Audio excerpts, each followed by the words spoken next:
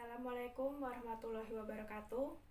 Di video ini, saya Mayang Purbasari akan menjelaskan mengenai teori-teori COVID-19 dan pengaruhnya terhadap ketahanan nasional Indonesia.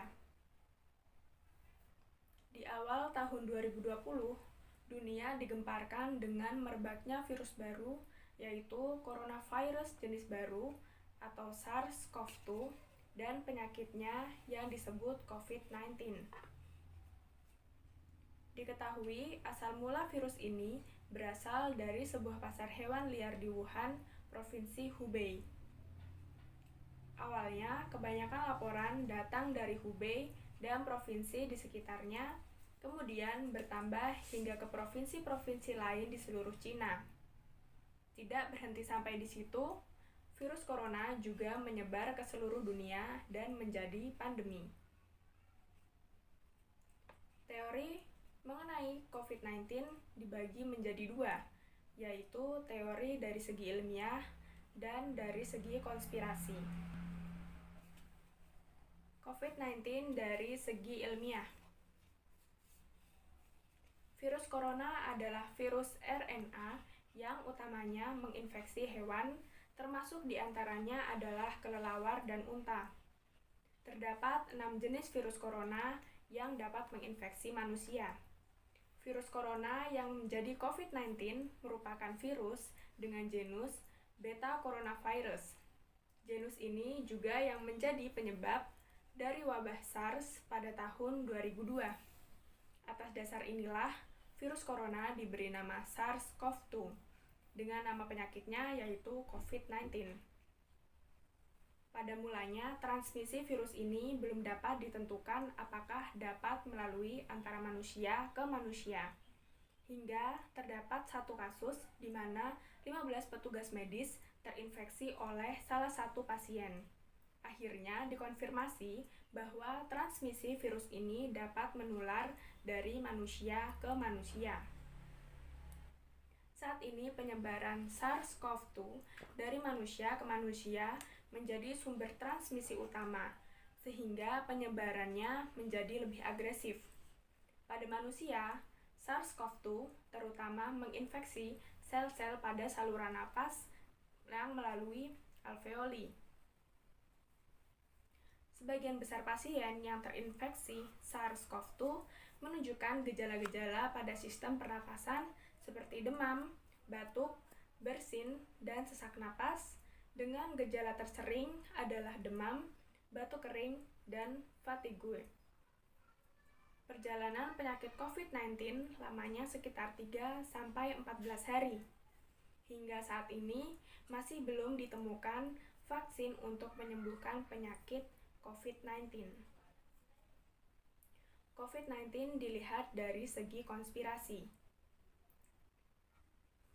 Konspirasi mengenai COVID-19 bermula saat Judy Mikovits, seorang ilmuwan di bidang biokimia dan biologi molekuler, membagikan sebuah video yang berjudul Plandemic. Mikovits menyebut pandemi virus corona hanya konspirasi yang dibuat oleh perusahaan farmasi besar. Bill Gates dan WHO dituduh menjadi dalang di balik COVID-19.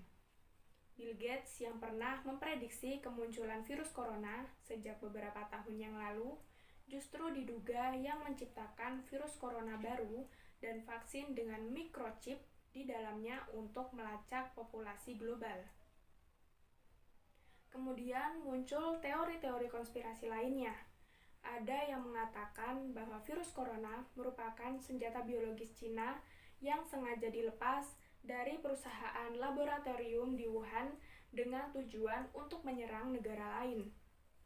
Ada pula yang menyebutkan bahwa virus corona dibawa oleh Angkatan Darat Amerika Serikat ke Cina, serta adanya tudingan dari Iran yang mengatakan bahwa COVID-19 adalah skema politis Amerika Serikat untuk menekan angka pemungutan suara. Dari dalam negeri, beberapa tokoh juga berspekulasi bahwa virus corona merupakan senjata biologis. Di antara yang paling terkenal adalah konspirasi dari Mardigu Wowe.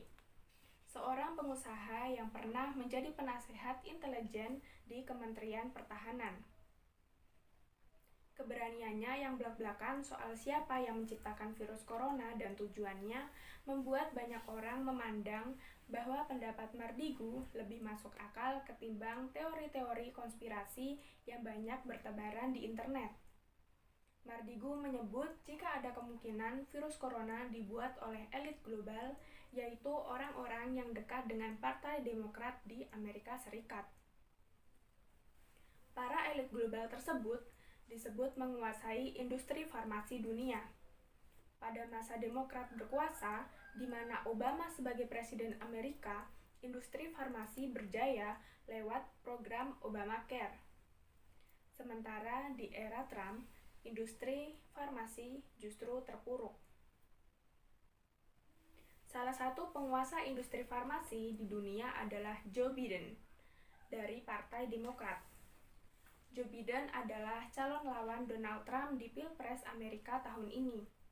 Di belakang Joe Biden inilah terdapat elit global seperti Obama, Hillary Clinton, Bill Gates, dan lainnya. Kepentingan Pilpres Amerika inilah yang disebut-sebut jadi salah satu pemicu virus corona disebar sebagai aksi balas dendam terhadap Trump.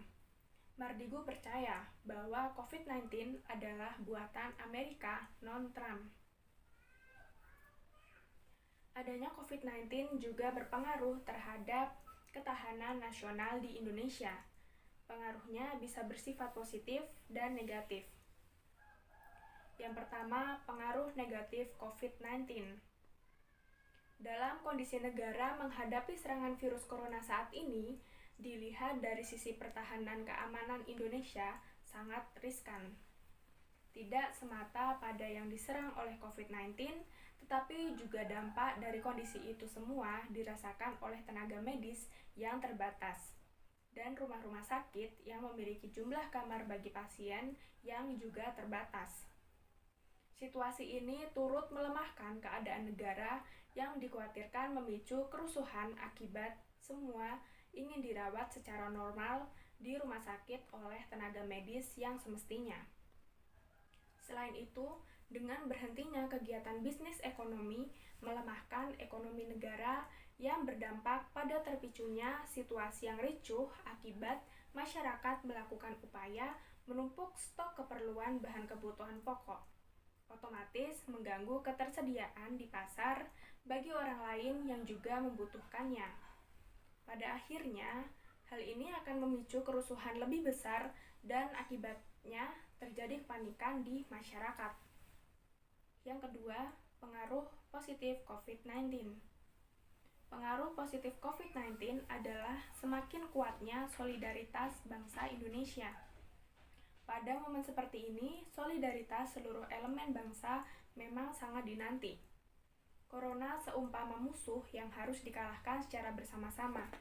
Pemerintah harus bekerja sama dengan elemen organisasi masyarakat sipil, perusahaan, dan masyarakat luas tentang langkah-langkah yang diambil pemerintah untuk dilaksanakan secara bersama-sama. Pemerintah perlu berperan sebagai komando yang setiap perintahnya harus diikuti oleh semua elemen bangsa. Tanpa adanya kerjasama, sangat sulit untuk meredam persebaran virus ini. Dengan adanya pandemi ini, sebagai masyarakat Indonesia, mari kita bersama-sama melawan penyebaran COVID-19 dengan mematuhi peraturan pemerintah dengan tetap menjaga jarak dan kesehatan. Semoga pandemi ini dapat cepat berlalu. Sekian yang dapat saya sampaikan. Apabila terdapat kesalahan kata maupun ucap, saya mohon maaf. Terima kasih dan wassalamualaikum warahmatullahi wabarakatuh.